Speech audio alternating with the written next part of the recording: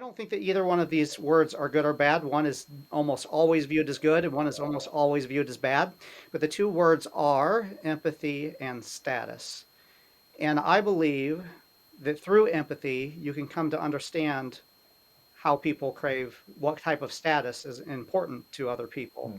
So, and this is one of the things that I really have a challenge with, not so much with empathy because it's connected to positive things, but with status. It's hard to have these conversations because people immediately get triggered because we've had people use status against us in our lives. And that status could have came from somebody else that had more money, could have been somebody that had more friends, could have been somebody that had more time, whatever the asset is, whatever the status, the symbol is, it may have been used against us in the past. So it tends to carry baggage with just about everyone, but denying its existence doesn't help us move forward. So, how do you deal with those challenges in your company? Yeah, that's a great question. Um, and I will confess to having not really attained a solid grasp of this before encountering the lessons in TMS as a student many sessions ago, and growing in a deeper understanding of it. I'm with you 100% that empathy is the path to understanding status. And we can unpack that a little bit more, but since you asked specifically about status,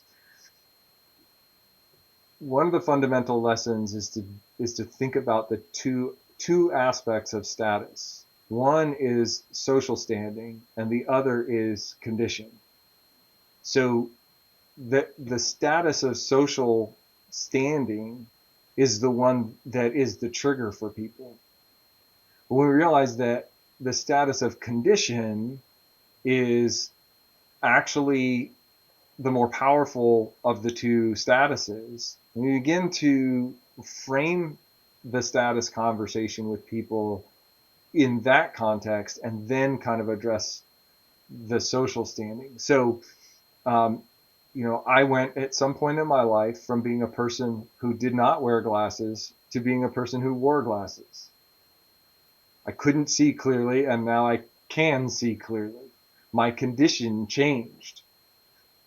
When that happened, I also experienced a status change because I was in elementary school and it wasn't cool to wear glasses. And so my status became weird guy with four eyes because, right, we've always heard the kids talking about that. So Mm-hmm. the status change in social standing corresponded to the change in my condition. As marketers, we have to address both. And we have to help our clients who are marketers to be able to address both. So, from a very practical standpoint, in the work that I do with business owners who want to grow their company, there's a huge status shift that happens. I go from being a company that makes, you know, $10,000 a month to being a company that makes $100,000 a month. I now have the status as the CEO of the CEO who knows how to grow a business, right? And we talk about this with entrepreneurs. Hey, they had a successful exit from their business. They're a successful status wise. They're a successful entrepreneur, but we also know that there's status play there. Once lucky, twice good is a common refrain in entrepreneur land in terms of growers and scalers and exiters. And so really understanding sort of how those two things are tied to each other is important. And when we start talking with our clients about it, if we only talk about the status of social standing, then we're kind of doing a disservice and we're likely to trigger them. But if we are approaching it from that human side and saying, what is the condition that you want to move from and to? And what is the condition that you want the people you seek to serve to move from and to? And we don't even worry about the status of social standing at the moment. And we get clear on what that is, then we can begin to have a question about what's the effect on that from a social standpoint? What do you think is going to happen when this is true? And how might you manage it? And how might you reduce the risk of things that you don't want to have happen? And so, when we realize that somebody has been triggered, it can often be a time where we stop and step back and say, "Hey, I see that maybe something triggered you. Let's have a conversation about that."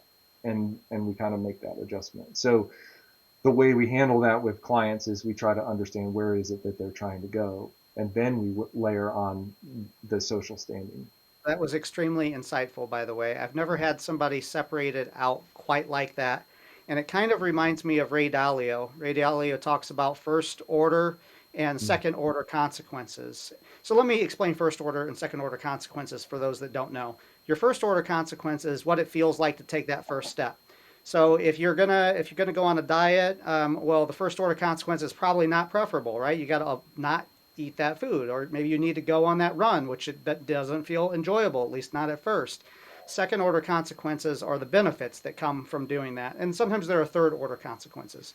But I can imagine a scenario where I'm a CEO and I don't even have to imagine the scenario. I mean, we're doing this right now. I'm literally asking you questions on here, and to a certain extent, this is advice. So the first order consequence is that it could lower my status because I need your advice. But the second order consequence is a consequence of where we're at. That we might have to take a step back in social standing for a moment, but at the benefit of moving ahead. So how do you balance those when the first order consequence for a lot of people is they're asking for your help, and that could, at least in their mind, lower their status initially before you actually can move them forward uh, in their objective reality. The short answer is it's really, really, really hard. And it has to do with psychographics and smallest viable audience.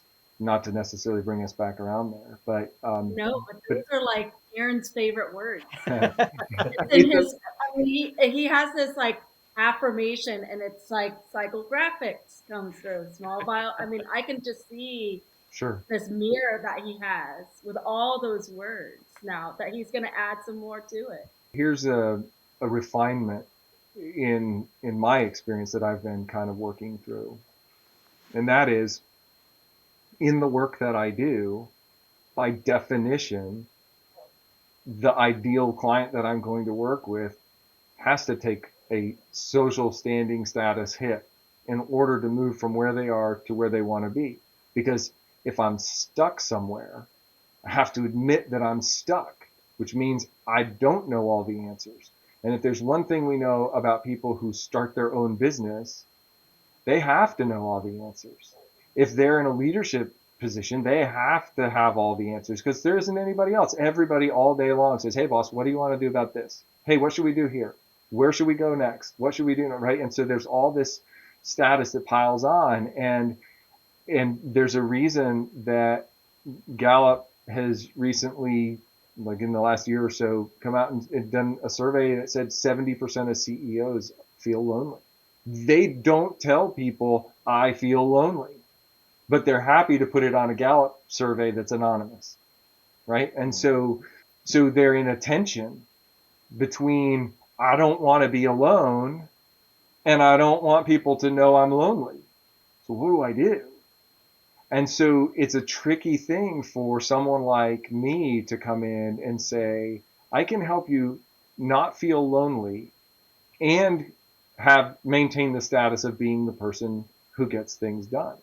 The way that I handle that is by saying, you might be a good fit to work with me if you're curious and looking for answers, right? Hey, I'm curious. I can preserve my status. I'm a curious person and I want answers. Of course, who doesn't want answers, right? So now I can say I don't have all the answers, but that's okay because nobody has all the answers. But only a few people are curious and willing to look for them. And I'm looking for them.